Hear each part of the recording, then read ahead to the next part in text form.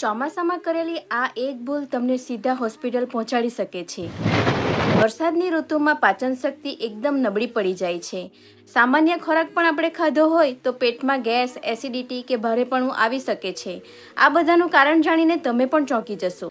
આયુર્વેદ અને સાયન્સ બંને કહે છે કે ચોમાસામાં વાતાવરણમાં ભેજ એટલે કે હ્યુમિડિટી વધવાને કારણે જઠરાગ્નિ એકદમ ધીમું પડી જાય છે અને ખાવાનું જે ઉનાળામાં પચી જતું હતું સરળતાથી તે ચોમાસામાં પચતું જ નથી અને અત્યારે તે પેટમાં સડવા લાગે છે. તો આ દિવસોમાં કઈ વસ્તુથી બચવું?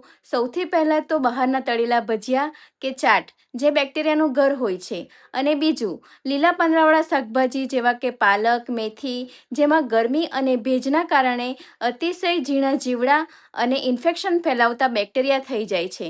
જો તમારે એ ખાવા જ હોય તો તેને ગરમ પાણીમાં ધોઈને ખાવા જોઈએ. તો ઉપાય શું?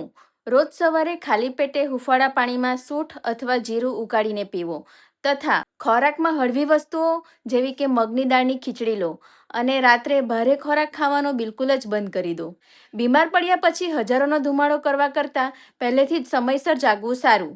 જો આ વિડીયો ગમ્યો હોય તો અને પરિવારના મિત્રો સાથે વધુમાં વધુ શેર કરો અને મારા રતન ફાર્મસીના પેજને ફોલો કરવાનું ના ભૂલતા, કારણ કે પહેલાં જાણકારી પછી જ દવા. આ છે રતન ફાર્મસીની રીત.